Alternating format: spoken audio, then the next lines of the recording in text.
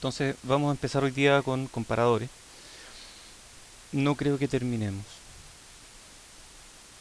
pero hasta donde podamos. El tema comparadores no está tratado en el libro de Manganaro porque es un libro más o menos avanzado y los comparadores son un tema bastante resuelto, así que no están ahí. Entonces el contexto es el siguiente. Tenemos, este es el típico mono, ¿cierto? ¡Ah! Se cortó. ¿Volví parece? Sí, pero estoy ahí, ¿me ven?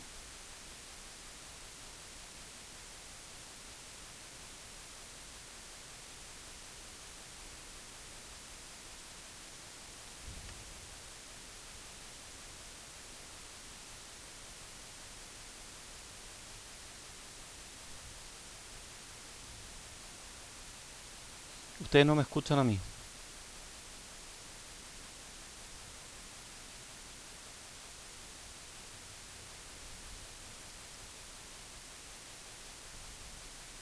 ¿Me escuchan algo o no?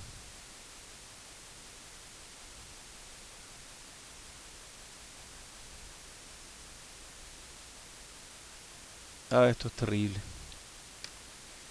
Ah, más encima estoy muteado. Ya, ahí me desmuteé, no sé por qué estaba muteado. ¿Ahora sí me escuchan? Ya, pucha, veamos cómo anda esto. Se perdieron mi grito. ¡Ah! Cuando se cortó. Bueno, cuando vean el video lo van a ver. Entonces tenemos entrada analógica, filtro anti-alias, que ya vimos para qué servía. Tenemos el muestreo.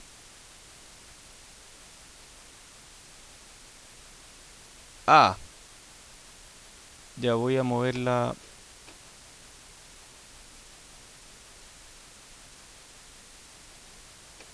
Ya, aquí, ahí está. Entonces tenemos la entrada analógica, el filtro anti-alias y el muestreo. Aquí estamos muestreando, ya hablamos la clase pasada y la anterior de circuitos de sample and hold, ¿cierto? Sample and hold. Luego tenemos la parte de cuantización. Y la cuantización es la parte del conversor donde se toma la decisión de a qué voltaje corresponde lo que yo estoy tratando de convertir. Y el cuantizador requiere elementos capaces de tomar esas decisiones. Y esos elementos son los comparadores de voltaje. Algo de eso ya hablamos en electrónica. Entonces un comparador de voltaje tiene este símbolo, toma una entrada diferencial y decide si esa entrada diferencial es mayor o menor que cero. Por lo tanto, la salida satura en el riel superior cuando la entrada diferencial es positiva y satura en el riel inferior cuando la entrada diferencial es negativa. ¿Qué pasa en la mitad? No sabemos. La función del comparador entonces es comparar voltaje instantáneo de dos voltajes analógicos, por ejemplo señal de entrada y referencia, y producir un único valor binario 1 o 0 indicando la polaridad de esa diferencia.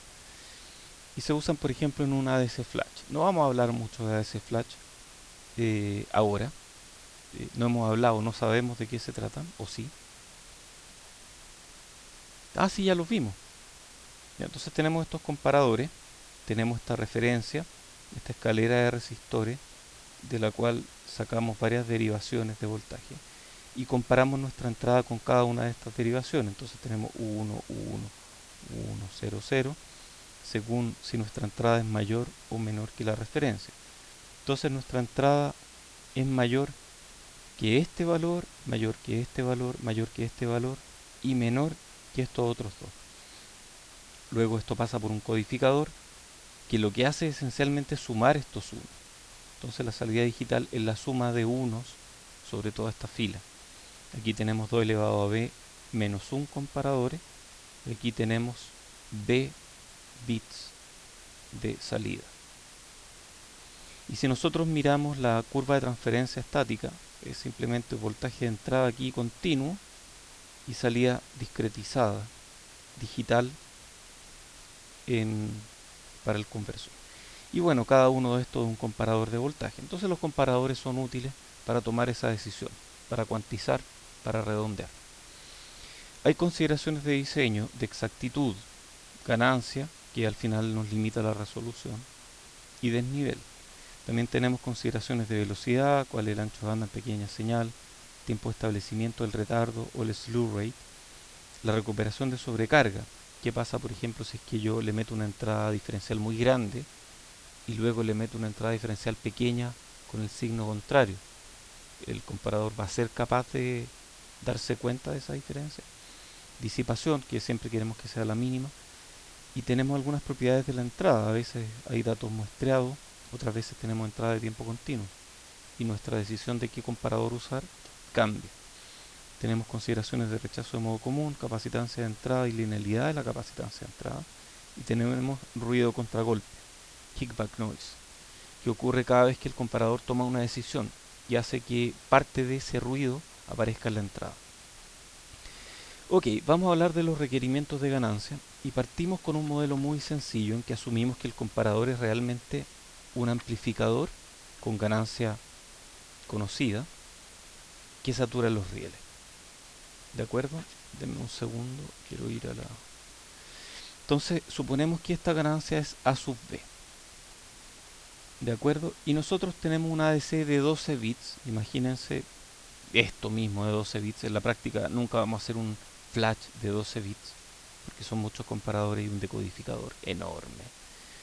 Pero asuman esto. Con un VDD de 1,8 volts, con un rango de escala completa de 0,9 volts. Y entonces el LSB puede ser calculado como el rango de escala completa partido por 2 a la 12. Y ahí lo calculamos. Y si queremos tener una precisión de medio LSB, lo cual significa que seamos capaces de resolver hasta medio LSB, o sea, tomar la decisión con una entrada diferencial de medio LSB, necesitamos una ganancia A sub B de, 1,8 volts. Queremos que sature la salida cuando la entrada es medio LSB, ¿cierto? Medio por 0,9 partido por 2 a la 12. Y esta ganancia resulta ser, para este caso en particular, 16.000. Y eso es 84 decibeles.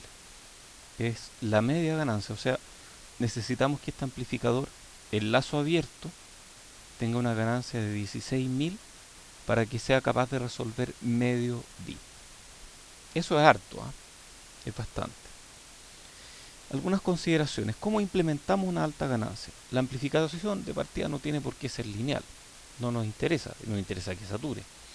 La amplificación no tiene por qué ser continua en el tiempo. En realidad tal vez podemos preparar este comparador y decirle, cuando yo te diga, compara. Ahora no, ahora no, todavía no, ahora, y ahí compara. Entonces tal vez podemos hacer algo mucho más eficiente si que hacemos un comparador que funcione solamente en los flancos. Entonces vamos a considerar varias opciones. Amplificación de una etapa en un OTA o un OPAMP en lazo abierto. Amplificación multietapa, que puede ser también con pares diferenciales, con carga resistiva. Y vamos a ver también integradores y luego vamos a ver el latch, que es la opción. Hay varios tipos de señales de entrada. La señal puede ser entrada de datos muestreados, por ejemplo, pasando antes por un track and hold, la salida va a ser estable durante un rato. Y si la salida es estable durante un rato y nosotros tenemos todo este rato para comparar y siempre vamos a tener la misma entrada garantizada durante todo ese rato, quizás lo mejor es comparar con reloj. Y esa es la solución con latch. Y ese lo vamos a aprender en algunos minutos más. En cambio, si tenemos un conversor que requiere una entrada de tiempo continuo, por ejemplo típico el conversor Wilkinson, estos que comparan con un umbral, ahí la entrada es de tiempo continuo, ahí no podemos tener reloj, sin reloj. ¿De acuerdo? Y eventualmente igual necesitamos un flip-flop a la salida para mantener nuestro dato. Ok, podemos usar un OPAMP o un OTA. Veamos, el OPAMP, este es típico el 741, ¿cierto? Con un ancho de banda del orden de 10 Hz, el 741 tiene mucho menos que eso. Y bueno, nosotros queríamos 16.000. 16.000 son 84 decibeles. O sea, terminaríamos con un ancho de banda en torno a los 100 Hz. O sea, nuestro comparador tendría un ancho de banda equivalente a 100 Hz. Es malo eso, o sea, no podríamos comparar muy rápido. Realmente malo, así que eso está descartado. Esta no es solución. Ya, pero imaginemos que podemos hacer un amplificador con frecuencia unitaria, no de 1 mega, sino que de 1 giga. Entonces, FO igual FU partido por AB, el AB el 16.000, ¿cierto? Y el FU supongamos que fuera 1 GHz, partido por 16.000, eso nos da 62.5 kHz. Sigue siendo muy lento, aunque tengamos el amplificador súper rápido, esto es muy, pero muy lento. Entonces, usar un op-amp en vez de un comparador es muy lento, no sirve. Una idea es tal vez usar varios amplificadores en lazo abierto conectados en cascada. Entonces aquí tenemos varios amplificadores diferenciales, cada uno con carga R, y están todos conectados en cascada. La salida de uno es la entrada del siguiente y así sucesivamente. Entonces en cada etapa tenemos un omega sub u. Omega sub u va a ser la frecuencia de ganancia unitaria, ¿cierto? Y eso va a ser como Gm partido por Cgs de la siguiente etapa. Entonces son todas iguales. Tenemos Gm partido por Cgs y eso es constante. También tenemos que la ganancia es de cada etapa es Gm por el R. Ah, es Gm por R. Pero eso también lo puedo poner en función de otros parámetros. Por ejemplo, si yo sé que el ancho de banda de cada amplificador, o más bien la frecuencia de menos 3 decibeles de cada amplificador es 1 partido por RC por por el omega U partido por el A0, y esto sale de bajar la ganancia hasta un A0 usando el R. Tenemos que el A0, que es la ganancia que queremos obtener, podemos expresarla como omega U partido por omega 0. Entonces hay y este omega U es la frecuencia de ganancia unitaria y este omega 0 es la frecuencia de corte cuando tenemos una ganancia a 0. No tiene ninguna gracia. Esta fórmula lo único que está diciendo es que la frecuencia de ganancia unitaria es el producto entre la ganancia en lazo abierto y la frecuencia, perdón, la ganancia en lazo cerrado, que en este caso más que lazo cerrado es con carga, por la frecuencia de corte para esa carga. Es simplemente esta misma curva corrida de esa forma. Entonces, si queremos una ganancia objetivo constante, recuerden que para este caso necesitábamos 16.000, esa es nuestra ganancia objetivo. Tal vez para otros casos podemos tolerar ganancias más chicas, pero digamos que tenemos una ganancia objetivo. Quizás podemos hacer muchas ganancias, muchas etapas de poca ganancia, o tal vez podemos hacer pocas etapas de ganancia moderada. Entonces en esta parte de la clase vamos a explorar diferentes opciones. Vamos a tratar de entender un poco el ancho de banda. Si es que solo nos importa el ancho de banda de pequeña señal, debiéramos poner en cascada muchas etapas de baja ganancia, porque cada etapa va a tener el máximo ancho de banda posible. O sea, en el límite, si ponemos todas las etapas funcionando a 0 decibeles y a este ancho de banda, no nos vamos a mover mucho. Pero si es que las ponemos aquí, todas tienen el máximo ancho de banda posible y poca ganancia. Pero si ponemos muchas, podemos llegar a alta ganancia. Entonces, parece que por ahí iría la idea, ¿cierto? Un análisis en detalle muestra lo siguiente, que si tenemos la ganancia total requerida A sub b, que en el caso del ejemplo era 16.000, y tenemos en cada etapa un ancho de banda omega 0,1, al hacer n etapas tenemos un omega 0n, donde omega 0n partido por omega 0,1, o sea, el exceso de ancho de banda por usar varias etapas es AB elevado a n menos 1 partido por n por raíz de 2 a la 1 partido por n menos 1. Lo cual se puede graficar y nos muestra que a medida que crecemos el número de etapas, el exceso de ancho de banda por usar varias etapas crece considerablemente, aunque aquí ya llegamos a rendimiento decreciente. Esta parte de aquí es súper buena porque a medida que agregamos más etapas, el ancho de banda crece muchísimo, crece un montón. Entonces es muy bueno usar pocas etapas, cada una de ellas con ganancia moderada. ¿Cómo es la respuesta al escalón? Y esa otra pregunta que nos conviene hacernos, porque aquí dijimos, si solo nos importa el ancho de banda, pero tal vez un buen ancho de banda no implica una rapidez en la respuesta al escalón, tal vez hay un retardo inicial importante. Entonces, estudiemos eso. Cuando la entrada es una señal de datos muestreado, lo que más nos importa es minimizar el retardo en la respuesta frente a un escalón, porque la entrada se va a parecer a escalones. Estudiemos este tema. Entonces, Vout ds va a ser Vin ds por ADS, donde ADS es la respuesta de un número de etapas conectadas todas en cascada. Y el escalón va a ser VI step partido por S, y el ADS va a ser la ganancia total requerida, en el caso del ejemplo 16.000, lo recuerdo para que lo tengan fresco, partido por 1 más S por el tau unitario de la etapa, y ese tau unitario empeora según cuántas ganancias yo le doy a la etapa. Ese tau unitario es el mejor cuando estamos aquí. Ahí tenemos el tau unitario. Y cuando yo me muevo hacia la izquierda aquí, el tau unitario crece.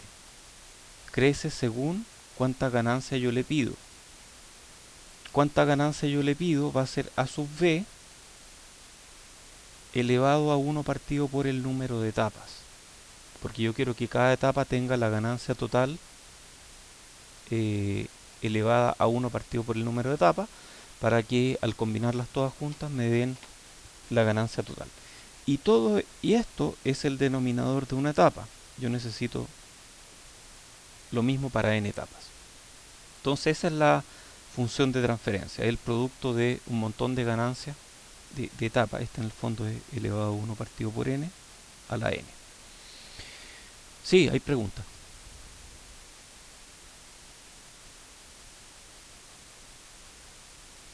Este de aquí,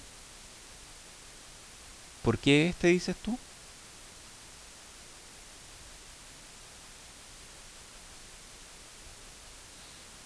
Típicamente tu amplificador operacional se ve así, ¿cierto? Esta es A de J omega. Y esto es omega. Y a este le llamamos omega sub u, que es 1 partido por tau sub u. ¿De acuerdo? Digamos que tú quieres tener una ganancia total de A sub b. Total. Si lo hago en n etapas, cada etapa va a tener A sub b elevado a 1 partido por n, ¿cierto? Entonces, esta es ganancia 0. Esta es ganancia, digamos que aquí voy a tener una ganancia AB elevado a 1 partido por n. Entonces necesito darle esta ganancia. Y para esa ganancia, el omega u decrece en lo mismo que creció este lado. De 0 decibeles a AB elevado a 1 partido por n, este omega u descendió en la misma cantidad, que es lo mismo que hacer crecer el tau sub u en la misma cantidad. Es realimentación nomás, cuando esto tiene menos 20 decibeles por década. Entonces por eso es que el tau crece al crecer la ganancia.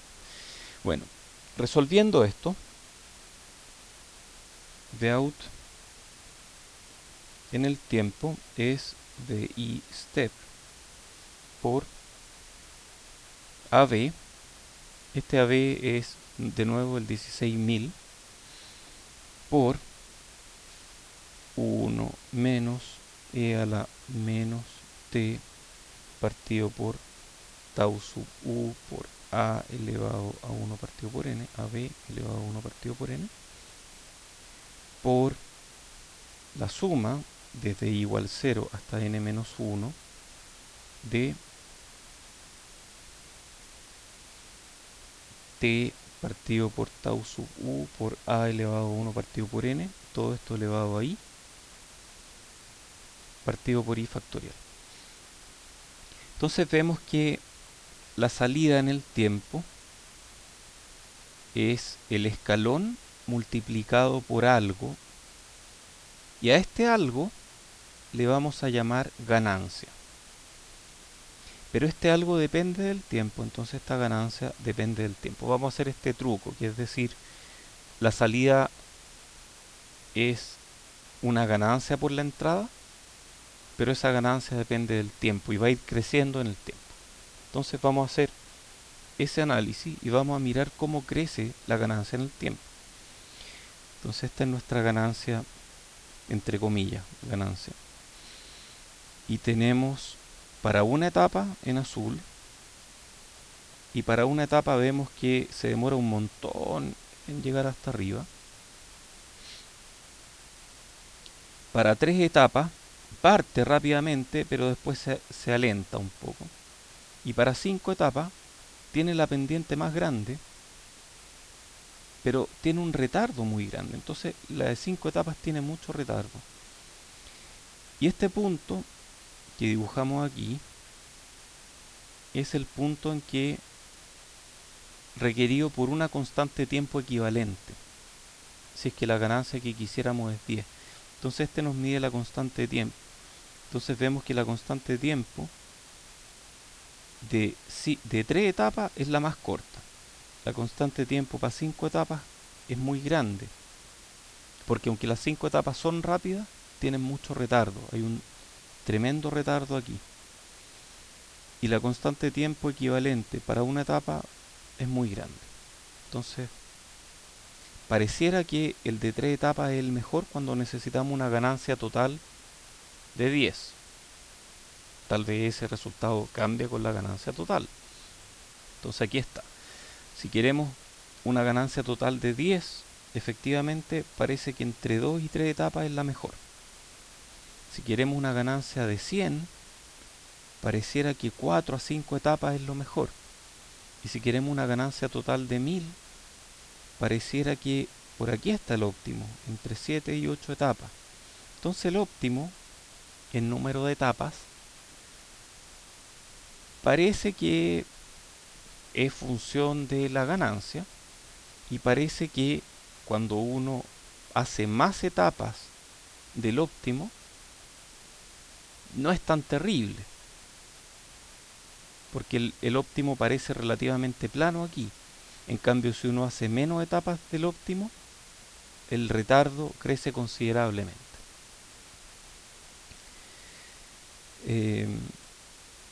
Lo que se hace en esta lámina, quiero explicarlo un poco más, porque aquí hay un retardo equivalente. Entonces hay un tau sub d, y ese es como una constante de tiempo equivalente. Constante de tiempo equivalente. Y se calcula de la siguiente forma.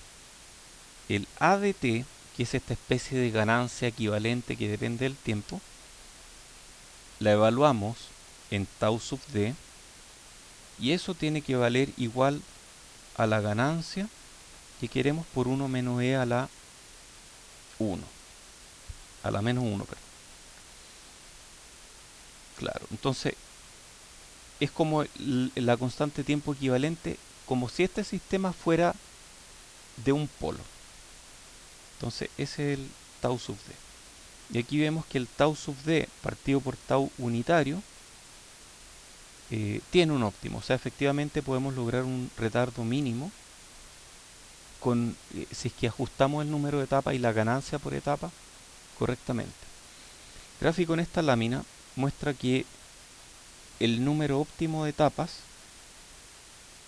versus la ganancia total sigue una curva. Una curva que es logaritmo de AB. Se puede demostrar, esto se puede demostrar. No es tan complicado. Yo, de hecho, cuando hice el 3-4-3-3 en Stanford, una de las preguntas del examen era demostrar eso. No es tan terrible. Eh, Confieso que no la tuve buena. Después llegué a mi casa y la resolví. Pero bueno, esas cosas pasan. Cuando uno está en el examen se pone nervioso.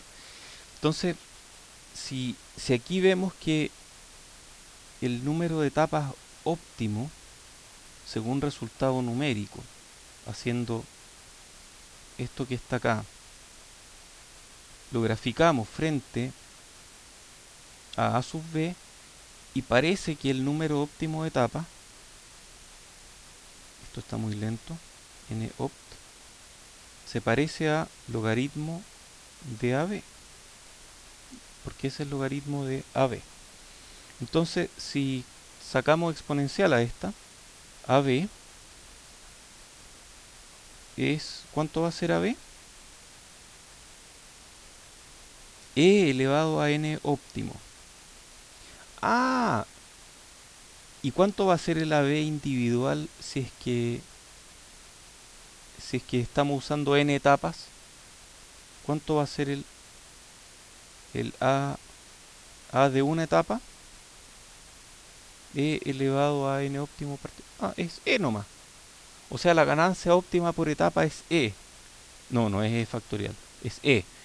Em, bueno, yo me equivoqué. No sé cómo llegué a pi en esa prueba, pero no importa. No entiendo cómo, y estaba convencido que era pi. Bueno, es E. Entonces, aquí está el número, la ganancia óptima por etapa en función de la ganancia total. Y ese número es cercano a E, a 2,71.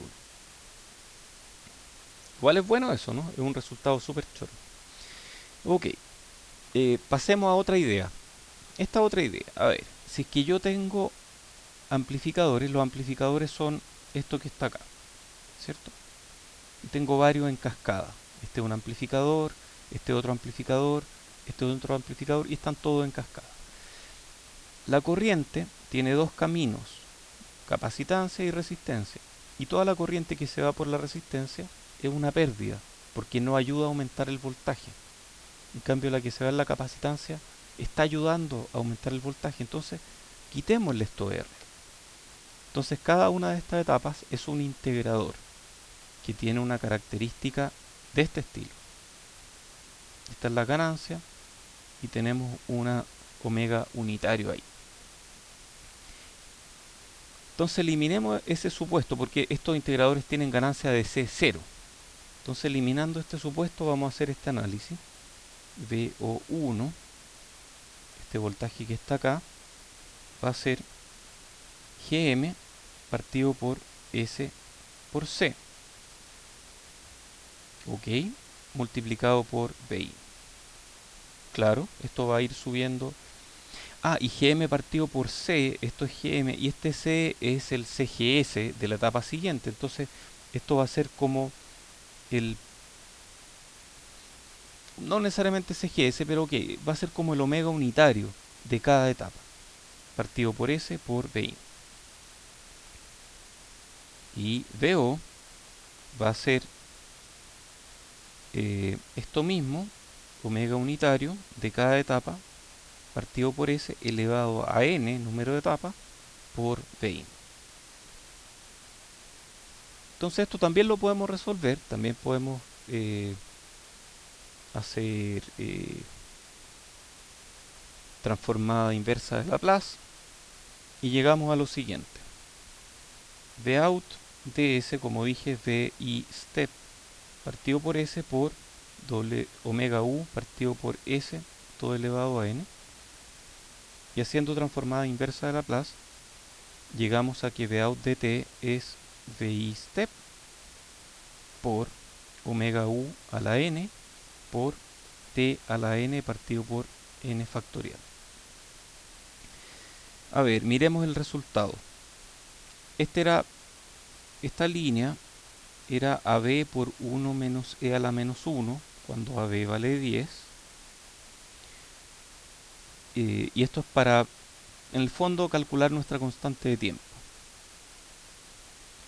Para el caso de n igual 1 con R, tenemos esta línea azul. Y para n igual 1, una etapa, pero con integrador, ¡wow! Mejoró un montón. Claro, porque la salida es una integral. Esto es pendiente constante. Estamos integrando todo el rato. Entonces es mucho más rápido. Parte con la misma pendiente, pero siempre mantiene la misma pendiente. Entonces el integrador es mucho más rápido. Y para 3 etapas es como n igual 3 con R. Y sin R es ¡wow! Es mucho más rápido. O sea, si es que lo hacemos con un integrador, en vez de hacerlo con un amplificador, esto es mucho más rápido. Ok, podemos argumentar que no siempre queremos un integrador porque quizá un poco más difícil resolver el problema, por ejemplo, de ya terminé de comparar, ahora quiero comparar un nuevo valor, tengo que resetearlo. Y resetear un integrador toma tiempo, mientras que resetear un amplificador es prácticamente instantáneo. Entonces puede haber ahí un argumento, pero para comparar, la respuesta al escalón de un integrador es mucho más rápida que la respuesta al escalón de un amplificador. Entonces una cascada de integradores logra amplificación para una ganancia determinada más rápida que una cascada de etapas con carga resistiva. ¿Cómo es el retardo? El tau sub d, que sería este retardo equivalente que requiere para cruzar este punto, para cruzar el punto de 63% o 1 menos e a la menos 1 del final, ese tau sub d es tau sub u por n factorial a de tau sub d elevado a 1 partido por n, donde a evaluado en tau sub d es v out evaluado en tau sub d partido por v in step. Entonces de aquí podemos calcular el número óptimo de etapas. N óptimo va a estar dado, este análisis está hecho en un paper, 1.1 por logaritmo de a evaluado en tau sub d más 0.79. Esto salió en Journal of Solid State Circuits, diciembre del 88, y el autor es Wu, no omega U. Eso no es lo mismo que omega, ¿ok? La ganancia efectiva por etapa está cercana, relativamente cercana a E. Ok. Pasemos a otra idea. Y esta es la solución. La solución. Es lejos lo más rápido, es lejos lo más eficiente, pero tiene un pero. Requiere clock. Entonces esta solución es válida cuando la entrada está quieta. Y yo sé que puedo muestrear en algún momento. Y pum, muestreo en ese momento. Si la entrada no está quieta, pero igual yo tengo un momento para muestrear, está bien. El problema es cuando no sé en qué momento tengo que muestrear. Por ejemplo, el problema está cuando no sé exactamente cuándo va a cruzar el 0, por ejemplo. Y en ese caso este no me sirve. Este funciona en dos etapas. En la primera etapa, o en la primera fase, o sea, típicamente en dos fases. La primera fase, en tiempo menor que 0, establecemos una condición inicial. V1 0 V1 inicial menos V2 0. Y eso es VD0, diferencia inicial. Entonces aquí tenemos dos GM, un GM para allá y un GM para acá. GM es un transistor, esencialmente esto. Entonces cada vez que veamos estas líneas cruzadas podemos sospechar de que hay un latch aquí. Aquí tenemos V1, V1 comanda este transistor que tiene un GM y el resultado de eso, cargando un capacitor de carga. ¿Cuál capacitor? Ah, esta es la capacitancia de carga. Va a producir un voltaje acá y este a su vez se va a mover y va a cargar este capacitor de carga. Ok, entonces si por ejemplo V1 inicial fuera un poquito mayor que V2 inicial, este voltaje sería un poco más alto que este. Y si este voltaje es un poco más alto, esta corriente va a ser más grande. Si esta corriente es más grande, va a cargar más rápidamente este capacitor hacia un lado.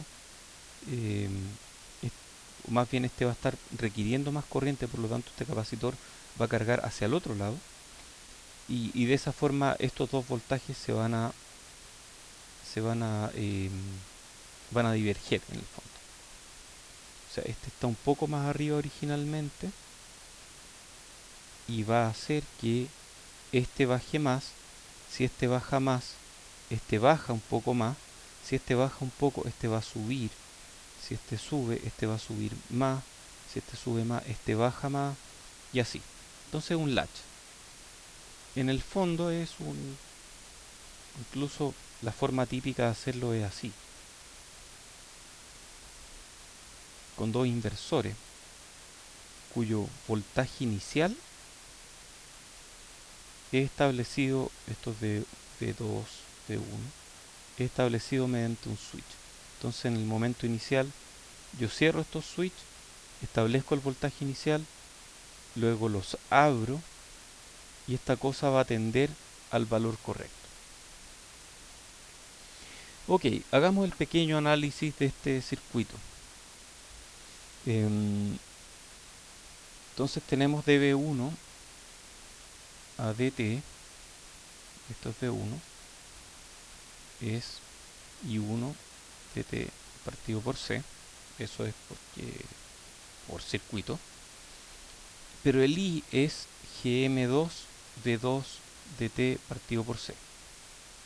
Para el V2 tenemos lo mismo, de V2 a DT es I2 DT partido por C, y eso es GM, perdón, este era mismo GMV1 DT partido por C. Y tau sub U, en este caso, es C partido por GM, porque es el inverso de omega U. Y dado que en este caso C se parece a CGS, eso es parecido a 1 partido por omega T. De aquí resolvemos la ecuación diferencial y llegamos a que V1 de T menos V2 de T, que le llamamos V diferencial de T,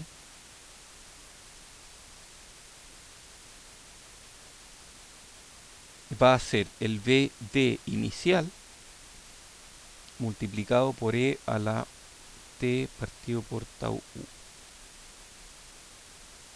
¡Wow! ¿Me faltó un menos aquí?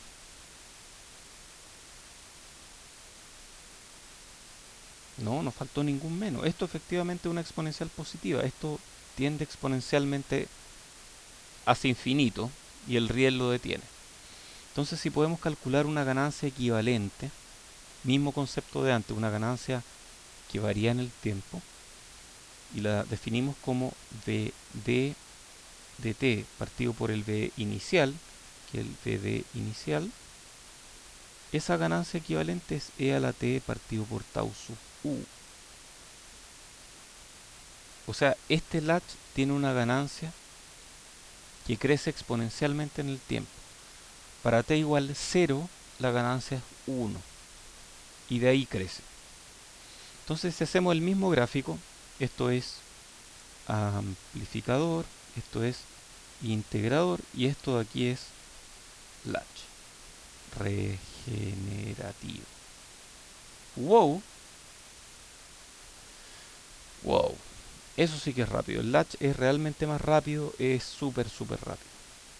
O sea, tiene la menor constante de tiempo equivalente. De hecho, la ganancia equivalente, midiéndola en la constante de tiempo, para una ganancia de 10 es en 2,3, para una ganancia de 100, 4,6. Wow, es impresionante. O sea, en 9,2 tenemos una ganancia equivalente de 10.000. Es impresionante, con 9,2 tau. O sea, se requieren muy pocos taus para llegar a una tremenda ganancia. Entonces, esta es la arquitectura de un comparador. Primero ponemos un preamplificador. Muchos lo omiten, algunos lo omiten. Depende del circuito.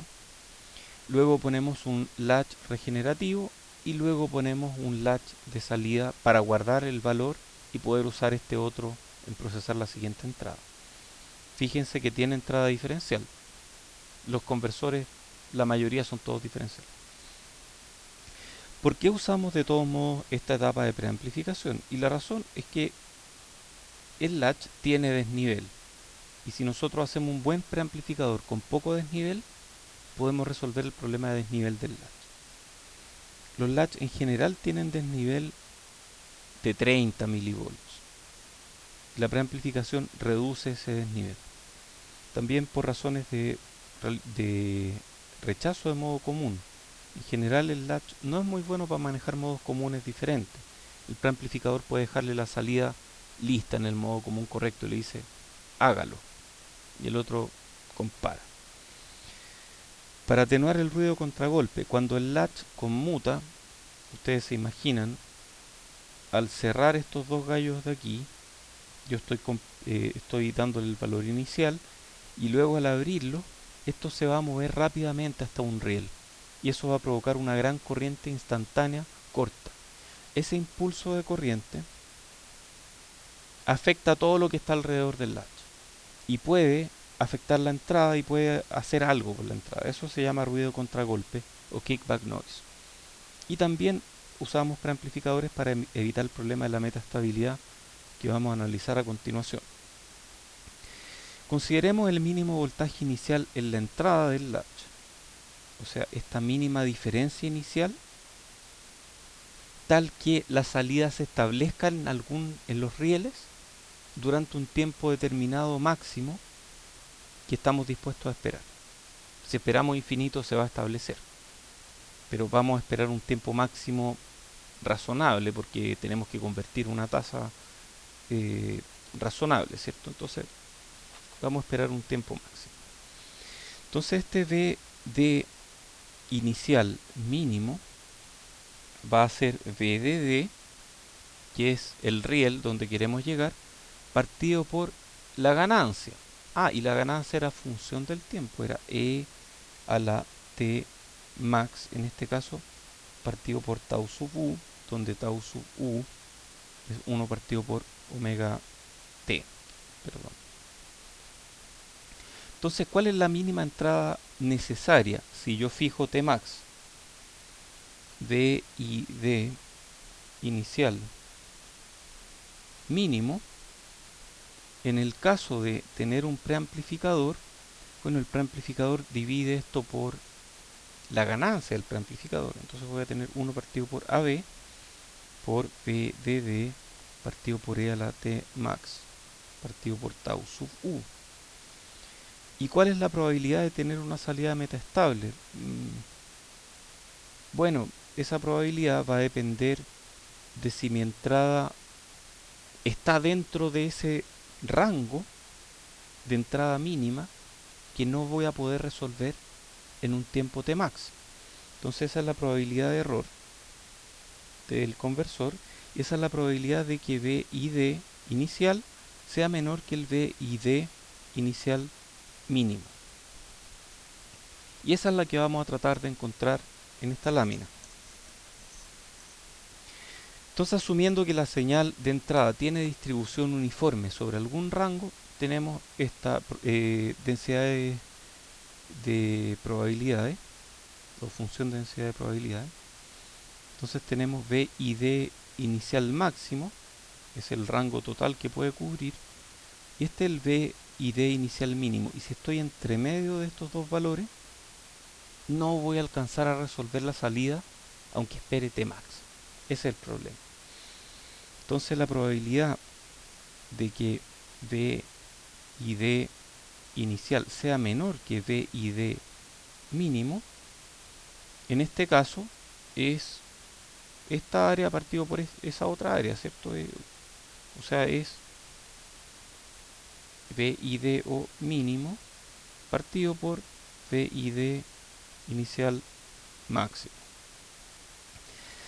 Veamos cómo nos afecta esto. En una DC Flash, únicamente uno de todos los comparadores podría ser metaestable en una conversión dada, asumiendo que no hay offset, asumiendo que todos se comportan súper bien. Solamente uno de estos va a haber una entrada pequeñita. Todos los demás ya van a haber entrada más grande. Y solamente uno va a tener dificultades de decir esto es un 0 o es un 1. Todos los demás se van a establecer rápidamente para arriba, se van a establecer rápidamente para abajo. Pero estos de aquí van a estar como... Entonces hay solo un comparador que la sufre. Veamos qué le pasa a ese comparador que la está sufriendo. Solo uno puede ser metaestable. Metaestable significa que no alcanza a establecerse durante el tiempo Tmax que yo tengo para establecerse. El rango efectivo de entrada BIDO max sobre el cual la señal se distribuye es por lo tanto medio LSB. Entonces este de aquí es medio LSB.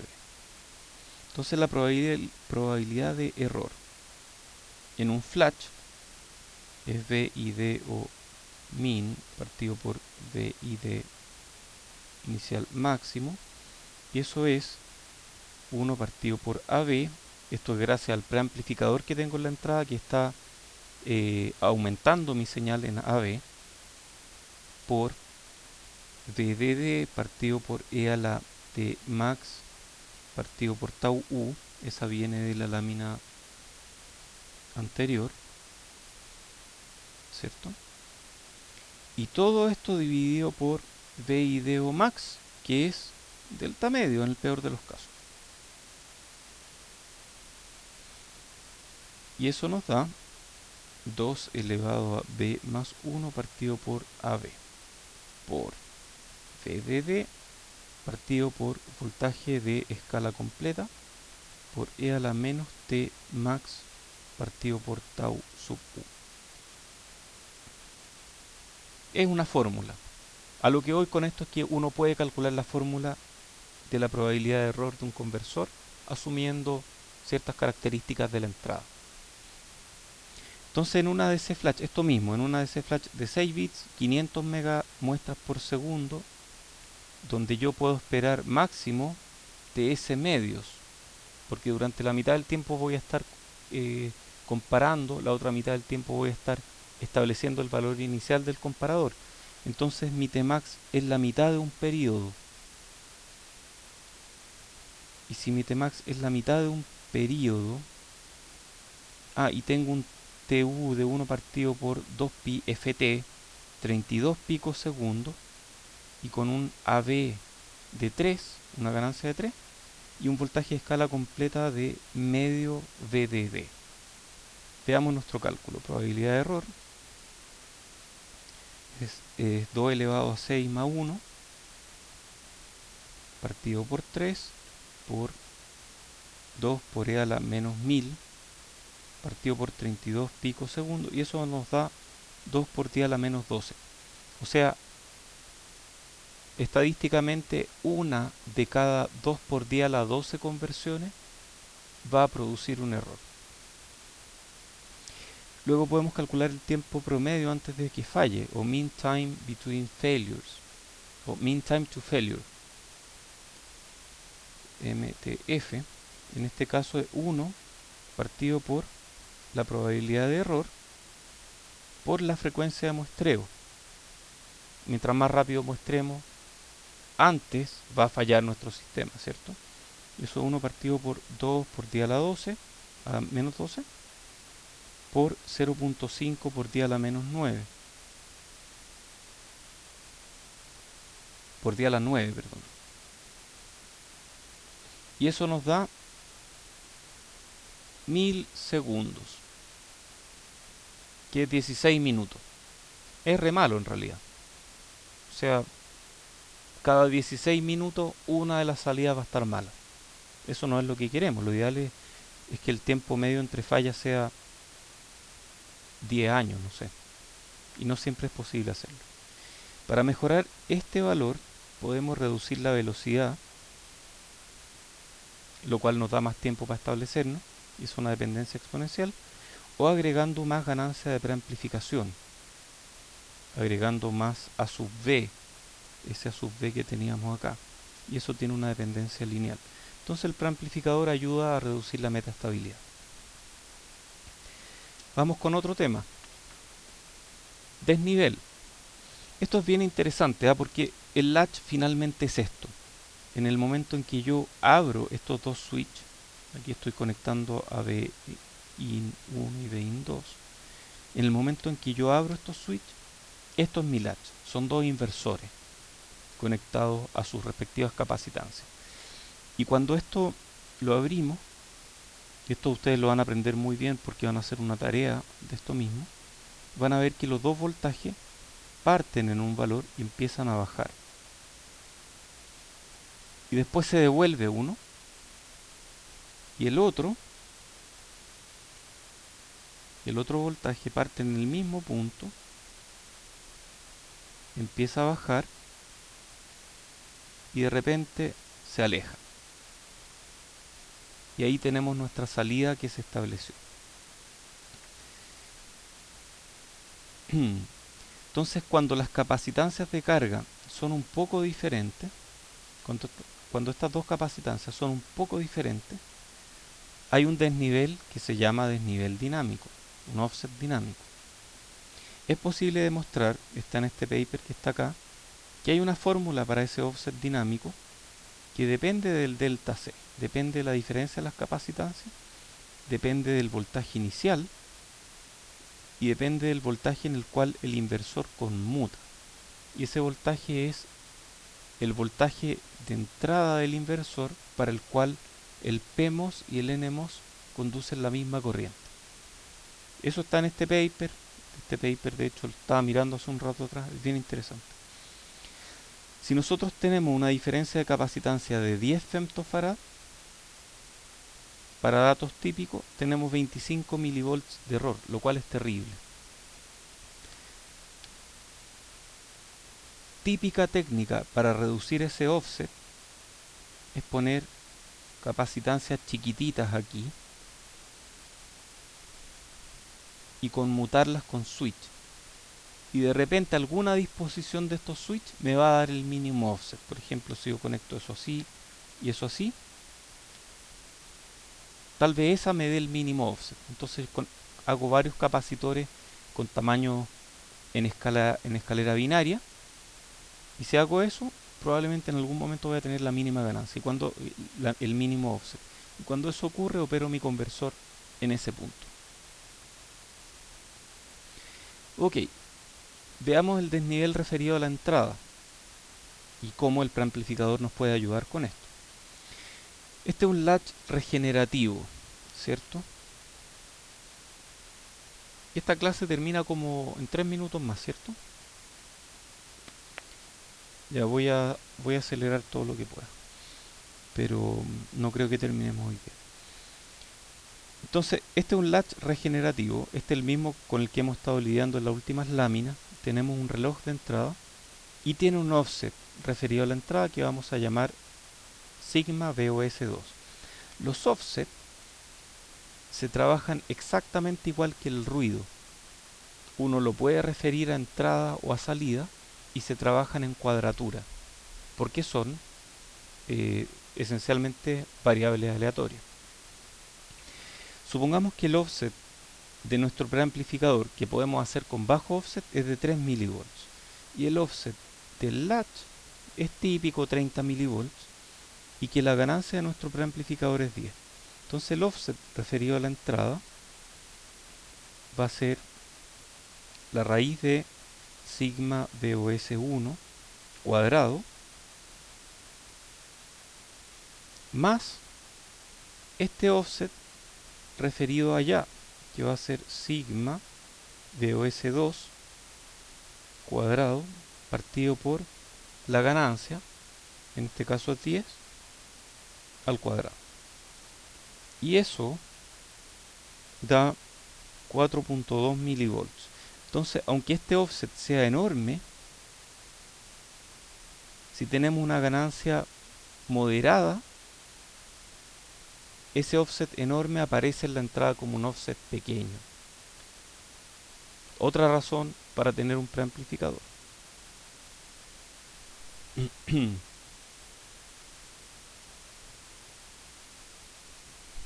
Ok, veamos la cancelación de desnivel. Si tenemos offset y queremos cancelarlo, hay varias formas de hacerlo. Uno es cancelación en serie con la salida, otra es cancelación en serie con la entrada. Y las vamos a ver a continuación.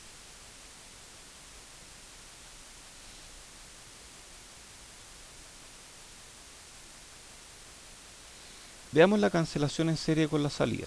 Esta se llama Output Series Cancellation. A ver, ¿cuál es la idea? Este es mi offset, ¿cierto? Entonces yo originalmente conecto este switch acá y conecto este switch acá.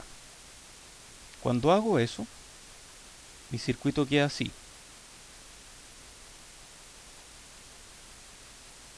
Este es un preamplificador, VOS, con ganancia A. Por lo tanto, la salida va a ser A por VOS. Y voy a cargar este capacitor con A por VOS. Luego, en la siguiente fase, no sé qué problema tengo aquí, pero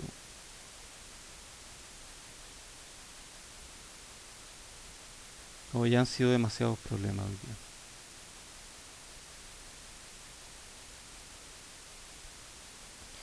Luego, en la siguiente fase, yo abro estos dos switches, cierro este y cierro este, y me queda así. Vin, esto en Fi 2, esto en Fi 1. Vin menos más VOS. Entonces aquí tengo Vin más VOS.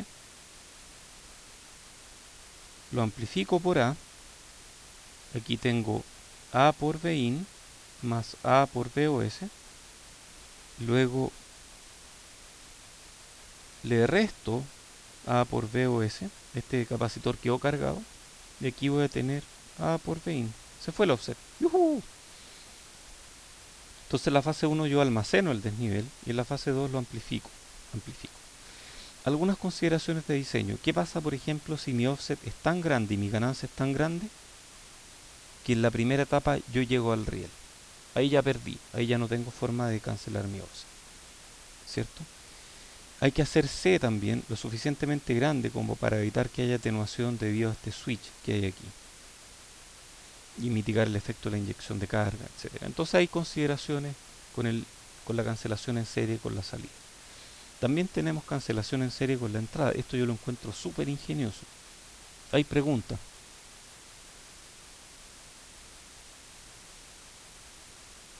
Si C es muy grande no te reduce nada el ancho de banda. Si C es infinito no te reduce nada, asumiendo que tuviste suficiente tiempo para cargarlo aquí. Porque al ponerlo así, C te queda en serie y es como una fuente de voltaje. ¿De acuerdo? Es como una pila.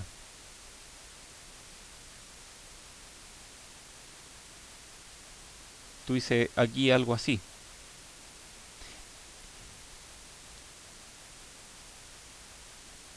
No, porque este C grande te produce un pasa alto, como dices tú. O sea, tú quieres que este C sea muy grande. El problema es que necesita un switch grande para cargarlo rápidamente.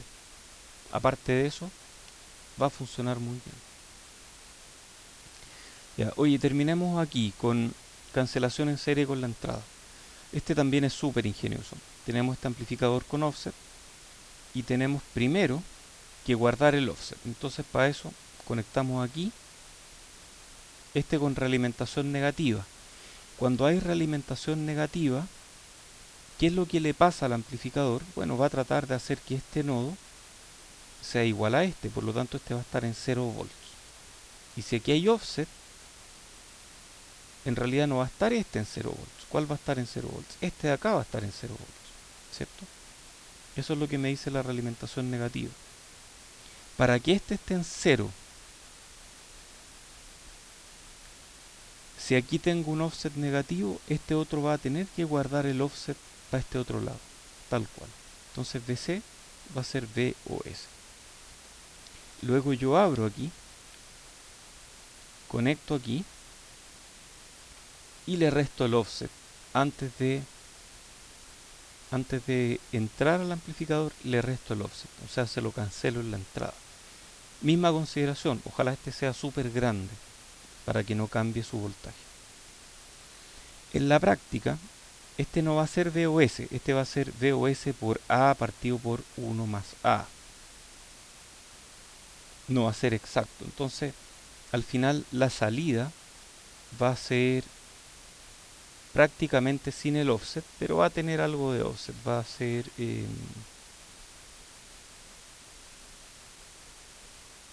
bueno, va a tener un poco del offset, es cosa de calcularlo, ¿cierto? Va a ser VIN más VOS A partido por 1 más A, todo esto por A, que es VIN por A más VOS, no, me equivoqué en algo aquí. Ah, no, aquí cancelé los offset. Me quedó VOS partido por 1 más por A. Y eso queda prácticamente VIN por A más VOS. O sea, la gracia de esto es que el offset no queda multiplicado por la ganancia. El offset pasa sin multiplicarse por la ganancia. Si no hiciera este truco, el offset se multiplica por la ganancia y queda horrible la salida. Entonces, durante la fase 2 el desnivel referido a la entrada es aproximadamente VOS partido por A más 1. O sea, si llevo esto a la entrada me queda eso. Y la reducción es de 4 por si A igual a 3. Ya, dejémoslo aquí. Lamento mucho todos los inconvenientes de hoy día y voy a pedir que no pase nuevamente. Eso. Muchas gracias a todos. Nos vemos. Muchas gracias, Juan Andrés. Te pasaste. Uy, qué rico. Esto fue como estar en ICUC de nuevo.